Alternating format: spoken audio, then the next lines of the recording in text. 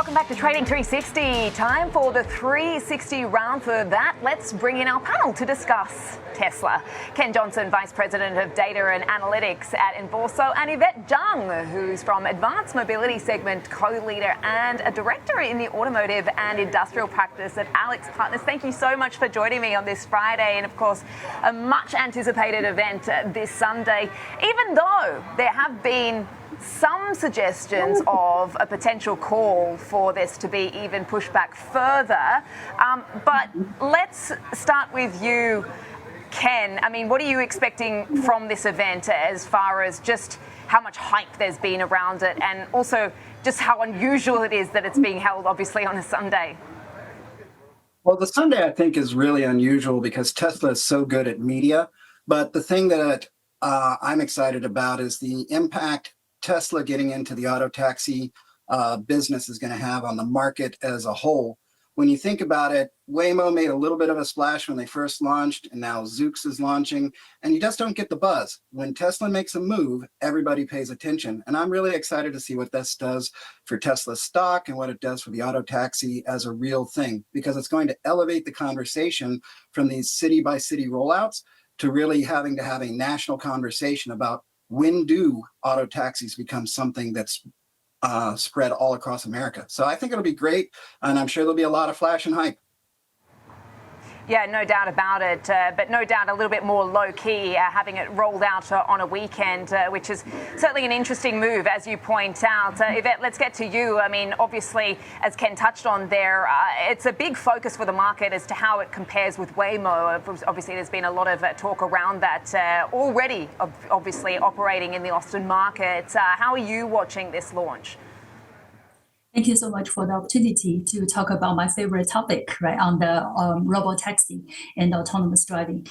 From our Alex Partners' latest global automotive outlook, we estimated that ADAS and autonomous driving markets, which is only just a supplier to OEM market, will grow at 11% year over year, which is much higher than the 2% overall auto market growth. L2 plus and 2 plus plus are still the major driving forces, but L3 and those higher, more advanced technologies, including robotaxi, are growing at the highest rates. We're also expecting it to continue to grow at 40% CAGR from after 2030 to 2035. And please remember, what I'm talking about is only the supplier to OEM market sizing. The bigger part, I would say, of the bigger monetization is really in the downstream, including this robotaxi services. And currently, as Ken mentioned earlier, currently the robotaxi is more regionalized because of the legislation and the L4 technology is maturing, and the competition are really, they just selectively to choose the regions for their testing and where to play. So with the maturing of the technology, the key for the players to win is really about the business model. We already see a few examples in the market about how they go to market, which role they are going to play, how do they partner, who do they partner with, and who's doing what, including the vehicle manufacturing, fleet management, customer service, relationship management, etc. Once they figure that out, and that's how we can see like the players will be winning in the market, and they will be very exciting in the next few years. No doubt about it. I mean, let's bring in Ken back into the conversation. I mean, I'm just curious. We've been looking at some of the delivery numbers, some of the expectations for those as well. When you look at EVs, no doubt this is something that Musk has been looking at as far as Tesla's future. Really, I suppose, you know, staking that on the robo-taxis and the autonomous driving. Investors, no doubt, have been putting a lot of stock into the expectations and hopes around that, as well as the humanoids, which we haven't seen yet. But do you anticipate any sort of headwinds on the horizon for Tesla as we look sort of longer term? Well, I see an advantage and I see a risk for Tesla. First off, I mean, Tesla has an advantage because we know AI is driven off of data, and they have over 2 million self-driving vehicles on the roads already today. Those are collecting information, collecting data, and feeding their model. So that will give them an advantage in terms of improving their model. which is the key for AI growth. But I think the risk we have, and this is something that Tesla has flown under the radar in the past, is safety. And that was one of the comments they made about delaying this release. And safety is actually something that I think Waymo and Zoox want Tesla to be successful at, because if they have an incident, it's going to actually impact the overall auto taxi industry and its growth.